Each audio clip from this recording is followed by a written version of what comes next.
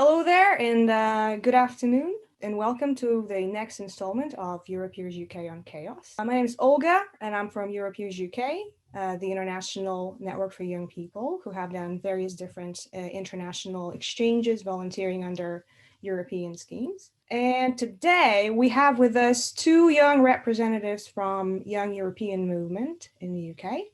And we're going to be talking about the significance of youth activism in the UK and our efforts also to staying connected in Europe. So welcome, and we're happy to have you for the next 35 minutes or so on the show. Let me dive straight into the questions. We have quite a few of those. So who are you and where are you based? And I'm going to go to Julius first with this question. Hello, everyone. Yeah, my name is Julius. I'm originally from Austria, but I went to the UK to study in Aberdeen. However, this year I'm spending my Erasmus year in Lyon. So I'm the last generation of UK-based students that are allowed to go on that mobility. And despite COVID, I'm very glad that I did it, and getting to know this different culture here is really exciting. And I'm excited to be here tonight. Thank you for the invitation. Okay, and over you to Tessa. Same question. Who are you and where are you currently based? Yeah, so thank you again for having me as well. My name's Tessa, and I'm based currently in Taunton, which is between Bristol and Exeter. Not very exciting, but I'm hoping to be studying a degree in French and Russian this following September. So for me, Europe and the importance of the Erasmus year is felt very keenly, and the loss of it in particular. So yeah, that's me, but not anywhere as exciting as Julius at the moment. But yeah, thank you for having us. Okay, right, guys, you are quite unique guests in this show because normally, we host a lot of EuroPeers, and during our last show, we had a few people from the EuroPeers International Network. But you are not EuroPeers, not yet anyway, but you are representatives of a network that I mentioned, an organization that I mentioned, the Young European Movement. If I could go over to Julius and ask you, Julius, what is the Young European Movement and what does it do? What is the Young European Movement? We are the youth voice of those people, of those young people in the UK that feel pro-European, or that are interested in Europe, that feel connected to Europe, that have an emotional link, a social link, that maybe have made an interesting experience in Europe. And we would like to expand that connection to Europe to many more people. So obviously we are sad about Brexit, and we are sad, personally, partly affected, as we just heard from Tessa, by the loss of Erasmus. But we think that there is an opportunity there, and that we think that we can build a better relationship and build a closer relationship step by step with young people. And this is why we are active on the streets. We are active with a couple of events. We are active in training young people to speak up, raise their voice, become activists. But we're also very interested in cultural exchanges, for example. And we're organizing pan-European socials for the moment on Zoom, but hopefully soon we're going to be traveling on the road again. And also we are very big on civic education and spreading the importance of things like human rights, rule of law, democracy, and the importance of civic participation to young people in schools particularly. Okay, Tessa, do you have anything to add to that? I think for me, it's really, I feel that there's a whole breadth of culture and there's a whole network of young people that if you're isolated only to those around you in the UK, that a lot of people at the moment are missing out on. And particularly, I've felt there's a bit of an indifference amongst my peers towards Europe. So for me, it's the feeling of opening people's eyes and making them realise that there's a lot there that's being taken for granted at the moment. And it's kind of finding ways to access that. So access a whole kind of just a breadth of opportunities that otherwise would be missed. So that's what it means for me, and that's really why I'm involved in it as well. And also for things like, sorry, just final note, for things like that need a big network behind them to actually make change, like problems with climate change that are obviously felt very keenly by the youth generation. Those changes can only be made for the positive if you've got a good strong community behind you, and in extending that hand out across Europe, you're only building up a stronger basis to tackle those problems sort of all together rather than just in our separate nations, which I think is important. Excellent, thank you.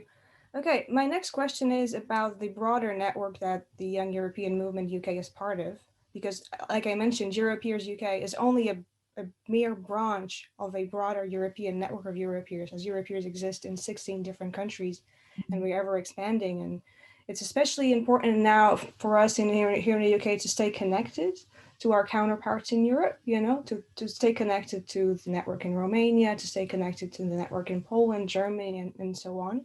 So my question is now to the both of you, and we're going to start with Julius again. How do you stay connected to your counterparts in Europe? We stay connected mainly via our umbrella organization, which is called JEF Europe, and which is actually the biggest political youth organization. So not the biggest youth organization, but the biggest one with a political mandate, which is active in over 34 countries and has more than 11,000 paying members all across the continent. The national sections of this umbrella organizations have different names. We are the Young European Movement. The French section, for example, is called the Young Europeans France, or the Austrian section is called the Young European Federalists. We are called the Young European Movement, and the Swedish section is, for example, called European Youth. So there is many different names, but we are part of the same umbrella, and that just shows that we are not sort of one branch and one department of that bigger organization, but we are our own organization, but we work together. So we have a lot of shared missions, but maybe different focus points, and we are completely free to do whatever we want, and we are completely free to do what our members want to do also in the UK, but we still work together. And I had the chance to make an enormous amount of friendships by traveling to different events across Europe, where I was doing creative exercises with other people, where I was maybe learning how to moderate panel discussions, or where I was learning how young people can be active in the fight against fake news. And sort of feeling European and actually feeling part of this bigger, greater thing that we have in common is actually something that happened to me thanks to that European partner organization that we have. And we are collaborating with them even in those times where we can't travel, by organizing online events, by helping together to push our campaigns forward, because this is always just a click away. And actually, I've also made a couple of friends throughout the last 12 months through those online events, because at some point you might notice that this person somehow has a similar interest area to yours, and you start chatting on the Zoom chat, and then at some point you exchange your Facebook or your WhatsApp, and then you continue chatting. And so this is how we can stay connected despite the pandemic, which is really, really important. Okay, and Tessa, over to you. How has this experience been for you, staying connected to the broader movement in Europe? Yeah, so only last week I attended a Zoom conference call with the Danish branch of JEF Europe. So it's events like that, it's reaching out a hand and being involved in things like that. So not only as YEM UK were we invited to listen to a talk given by a very knowledgeable pro-European activist, but also then we got to talk to them about the work that we're doing in the UK, which I think particularly under the context of Brexit is very important, because it's putting a face to the Young European movement and saying, we don't agree with this, we are upset about this, and that we're still here and we want to join these events together and get connected. So that was really nice to actually put a face to the different organizations, which in a way we've kind of benefited from the pandemic situation, because it means that we can all join on video conferencing. And again, like Julius said, you meet people, you make connections. And I think the other thing to point out is the fact that on our board as the Young European Movement, very few of us are actually solely British citizens. So we've got our own mix of nationalities, which means that people have an even wider breadth of connections, and really it just increases that kind of connectivity across the umbrella organisation. So we do feel very much it's a united thing, it's not just a UK thing, which is good. We feel very much the same about this with EuroPeers, because within the UK context, we are a mix. I'm a good example of that. And there are many more people very similar to me, in terms of their background and all that kind of stuff. And then, yes, we feel that connection now to Europe, and then the need to stay connected and the need to ensure access to opportunities for young people. And in an odd way, the pandemic has been our ally, because we've been able to join Yeah. all the Zoom calls and be part of those conversations that were happening all across Europe, and for the better part of this year, for the better portion of this year. I think that will be a positive change in the future, that people's eyes have been open to the fact that even though we're in different countries, there are still so many ways to connect. So I think that's maybe a really positive shift after the current situation is resolved. Absolutely. Okay, guys, my next question is a very broad one, but probably my favorite one of all for today, because I've been trying to find an answer for it for many, many years now, since I joined this industry, you know. What makes an activist is the question. Over to you, Julius. What makes an activist? I was about to say, oh, Tessa, feel free to go first on that one. That's a difficult one. What makes an activist? For me, an activist is a person that has a vision, a cause that they are fighting for. This can be a rather wide one, or it can also be a very specific one. And very often people become activists on a number of issues, or in a broader sense of the word, by actually becoming active on one specific issue first. An example of that is, for example, many Fridays for Future people, young people, 15 years old, 14 years old sometimes, that you see in the streets marching on one specific issue.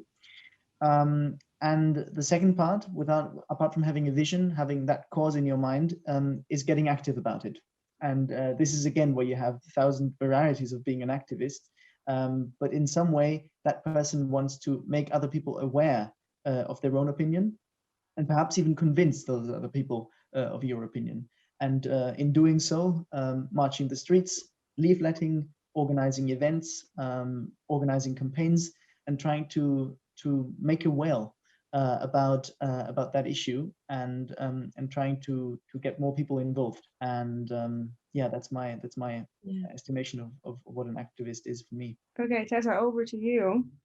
If you believe in something, you do actually have the possibility to make a positive change. So it's the fact that you can have all these beliefs and these kind of core principles, but for a lot of people, they don't think that they can be the person that makes the change, or the person that has their voice heard. So an activist is someone that has an optimistic view and says, actually, if I join together with these people, and if I do this, or if I use my own motivation to make this change, then I can be heard. So it's beliefs along with belief in yourself that you can make the difference, I think. I think that's a key point. I'd just like to come in on that one again, because I think very often young people especially, or people generally, believe that activists are a certain type of person, you know, that's the person that is super extrovert, that's the person that can speak in front of thousands of people without shaking fingers and so on. But I think it's important to make the point that Tessa made before, that an activist is someone who is active for that cause and convinced and optimistic about that cause and the ability to make a change. But that doesn't mean that that person needs to be good at everything. No, and you can be an activist and can be shy. You can be an activist and be an introvert. You can be an activist and perhaps be dyslexic. That's not a problem, because there is so many different things that need to be done to further your cause, to get people more involved, to convince people, to run that campaign, and so on and so forth. There are so many different skill sets that you need, and that actually any kind of person that is convinced of a certain cause, that where the motivation and the energy is there, and that person can always contribute. And I think that's that's an important message. Yeah, sorry, last thing to say on that is literally, if you can send an email, then you're an activist, because I mean, I have absolutely no prior experience of doing anything like this, and I've been thrown in the deep end. I've been joining events, talking to people, which has been great, but I'm not coming from a place of knowledge. I'm working out as I go. I got in contact with Julius through my great uncle, and it was an email exchange, and then I'm here. So that's very true that you don't need any experience. I think it really is, as long as you've got that drive, then anyone can be an activist. Okay, fantastic. Thanks, guys. I think they're great answers, and I tend to agree. I had those moments throughout my adult life when I was doing something, and halfway through it, I was realizing, oh, I guess I'm an activist because this is working out, and all these people want to join the cause, so I guess I'm doing something right, you know? Yeah, I know, it's not a choice, it just happens, doesn't it? You just realize one day, it's like, oh, okay. And I am very much an introvert as well, so I can relate to that remark, Julius, that you made. Sort of recognizing your strength and being able to work as part of a broader team. Okay, we're going to pivot slightly and towards a similar topic and in line with campaigning and theme of the conversation today about the significance of youth activism in the UK at the moment. Tessa, at the beginning of this conversation, you did mention Erasmus Plus and the loss of the program that we have been aware of, since December 2020. And all of us are very much affected by that decision by the government. But you guys, with the Young European Movement, are central to a campaign to reinstate Erasmus+. The new program guide has been announced this past week, and it's looking that we are going to miss out on a lot of great stuff all across the youth sector. But you guys are doing something about it. And this is one of the reasons why I wanted to ask you here today, so that you can share what you've been working on. So, as we know, UK government withdrew its support for the future Erasmus, for the new Erasmus Plus program for the next 7 years, 2021-2027. But you guys have decided to run a campaign to reinstate it. Can you tell me a little bit more about it? And what does that mean to you to work on the reinstating of the Erasmus Plus for the UK? Over to you, Julius.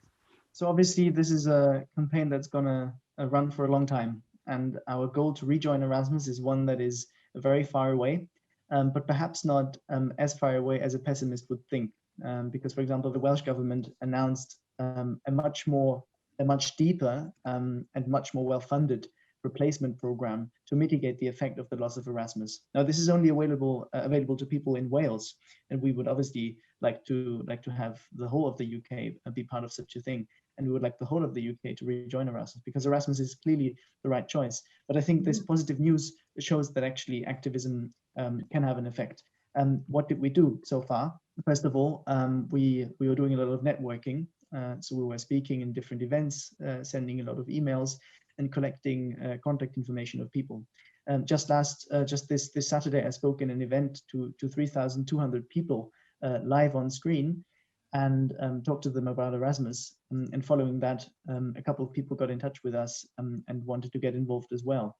So networking and sort of connecting to other people, to like-minded people. And I can assure you there is a lot of them out there, and uniting them behind one common message and one common cause was the number one thing. The second thing is knowledge. We are working together with the Center for Intercultural Learning and Leadership, which is an organization that has been working in the field of Erasmus and youth mobility for a long time, and that has tons of experience more than we have as young people. Obviously, we can bring in our direct experience. I can bring in my Erasmus experience. I have participated in a number of youth exchanges myself. Tessa can bring in what she thinks about it. But the long-term experience of actually administering that program is with Sil, and Sil is helping us on an expertise and advice level. So I think having a clear mission also requires knowledge and understanding of what we actually want, and what are the many things that we lost. Because obviously I've never run the Erasmus department of a university, so I have no clue about how it ran exactly. I just received the money and was able to go abroad. Number 3 is the public outreach effect. And this is what we are currently working on.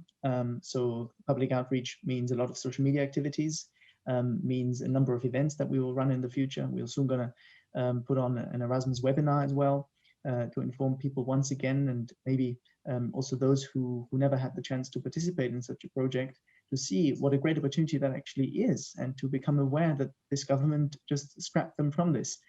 And then the 4th pillar is related to the 3rd one, which is the social media and communications one, and that's lobbying and advocacy. And that starts with, for example, our campaign that we ran, where we encouraged youth parties to join us in putting up a common shared press release.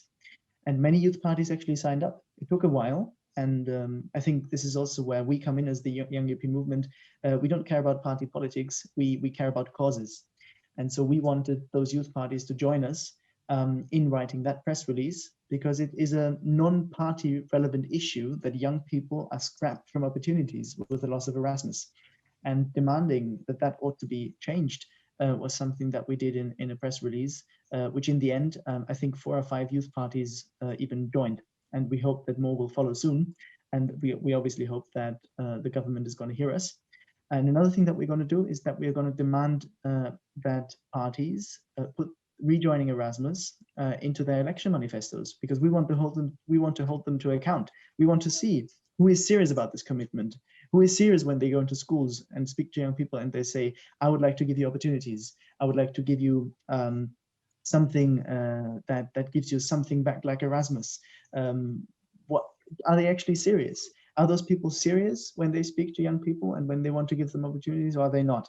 What we're going to do is we're going to run a campaign where we're going to pressurize political parties to put Rejoin Erasmus into their manifestos. And then we're going to see who puts it in and who doesn't. And after the election, we're going to see who keeps up to that promise. And the same thing can be continued not only on a national level, but also in upcoming elections. Like, for example, in Scotland at the moment, where our European allies in Scotland, the European Movement Scotland, is working on a similar issue. Or also, for example, on the municipal level, because after all, the mayor and the local councillors are part of the same party.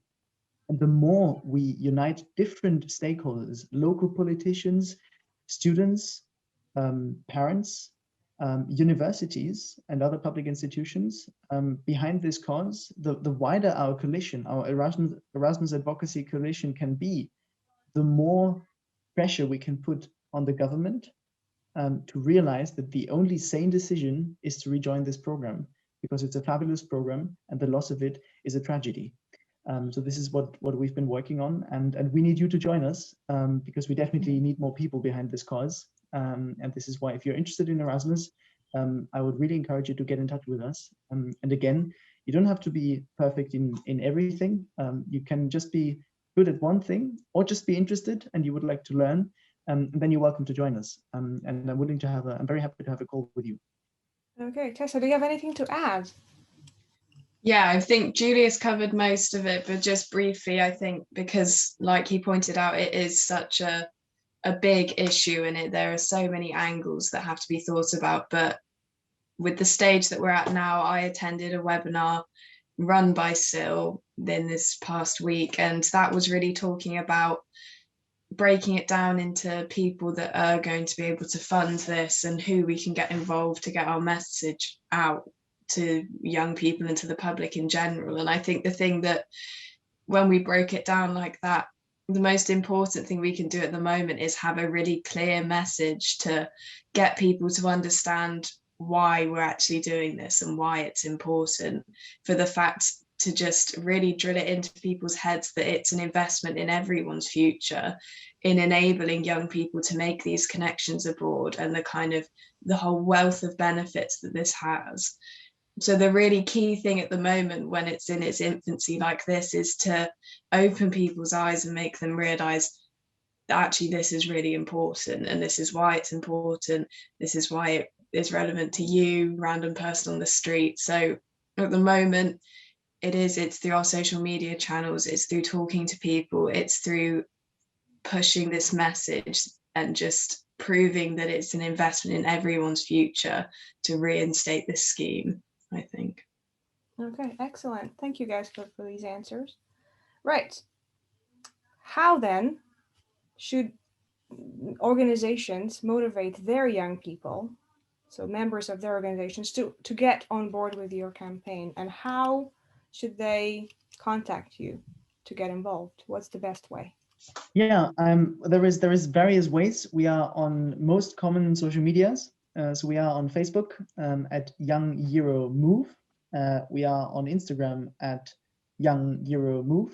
And to make it very difficult, we are also on Twitter at Young Euro Move. So you can contact us via the social media. However, if you prefer writing us an email, we are also available via email at info@yem.org.uk. So that's YEM.org.uk. We also have a form which you can find on our website, where you can sign up specifically for this Erasmus Coalition, which you can find via the projects tab. You can also contact the board members of the Young European Movement on their social media. Maybe you met one of us in an event. Maybe you talked to Tessa in that event that you mentioned just before. Maybe you talked to me before. Please get in touch with us, and we are happy to get you involved, and also to give you more information on how you can get involved. And on the second question, just before handing over to Tessa, because she might have other ideas than me, I think apart from sort of speaking to people about the opportunity and the sad thing that is lost sort of due to that loss of Erasmus, I think it's also important to make clear that we have an opportunity to make a positive change. And this is why I brought up this example of Wales before I started to talk about what we did, because I want to make clear that everyone understands that this is nothing that's so difficult to manage. If the government changes its mind, we can rejoin. The European Union said this very clearly at numerous occasions. The UK just has to say, we want to rejoin, has to pay because it costs money to send people abroad, and can rejoin. And there is a number of countries that are non-EU member states, like Norway, North Macedonia, Turkey. I'm sure I'm going to forget some of them. Switzerland was part of Erasmus. There is a number of countries that are non-EU member states, and they are in there. So I think, apart from speaking about the opportunity that is now not available to young people, which is sad, we also have to focus on the positive and say, here, look what you can achieve if you get active. Your activism can have an effect. And I think this is the message that we have to focus on, the positive one. Okay, what about you, Tessa? What do you think about this? Can you repeat the question? Sorry, my mind's just gone completely. So part of the question was also why. So how Julius explained how to get in contact with you and how to get involved, but also why should organizations, so to speak, nominate young people to join the cause? I think there's a problem in the UK at the moment that among a lot of the pro-European groups, the demographic tends towards the slightly older end. But with an issue like this, it is something that, I mean, it will impact everyone, but it's so keenly felt by young people that it needs to be a movement that is driven by young people, and it needs to be mobilized by us. And I think we're lucky in the sense that we all socialize in the same places. We're all going to schools or colleges or universities. So then you've almost got that community ready built for you. And it's getting, I mean, that's where the conversations happen and that's where people can get involved. So I think that's why it's so important that it's young people, because without us, then people aren't going to believe that it's an important issue unless it's being really fronted by the people that it affects most. I could not agree more. We need young people at something along those lines. Yeah, we need young people at the forefront of this cause. We need 100%. Open the older generation's eyes to the fact that it will affect everyone. Yeah, I mean, completely, yeah. In employability and their sort of life prospects. Okay, guys, because I wanted to keep. And I think, sorry. Go on. Yeah. Sorry, I was just going to say one more thing. I think we all are feeling at the moment that our futures are very much going to be jeopardized by the effects of this pandemic. I hate to bring it up again, but we have to make the most of really harvesting the opportunities that we are going to have and to give ourselves really the best chance in the future. So in light of the fact that the next 20, 30 years are going to be very difficult for young people, it's investing in the things that can ease that and that can allow our opportunities in the next few years to be slightly better than they seem at the moment. Okay, thank you both for joining us today. What is the location that you're going to visit once lockdown is lifted? What is the first place? Oh, what a good question. I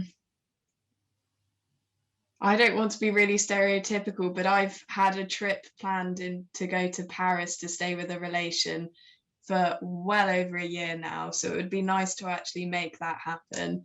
And also I had a post A-level trip booked to go to Budapest. So maybe those would be my two destinations.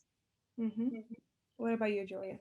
Well, I definitely look forward to returning to the UK because I haven't seen UK soil since just over a year now, since for obvious reasons I went home to my family to self-isolate. And I'm first of all going to go back to Aberdeen to meet my friends at my university, hoping that they're going to be there at that point in September and not with their families still. I also want to hike in the Cairngorms, which I only managed to do once before the beginning of the pandemic. And I will travel to the most southwestern tip of the country, which happens to be Cornwall, because I heard that the nature is very nice there. And also we have a branch that is currently being built in Exeter. So I want to visit that branch. I think Exeter doesn't belong to to Cornwall yet, but I know it's close. And I know that there is, for example, Plymouth, which is even more south, even more west.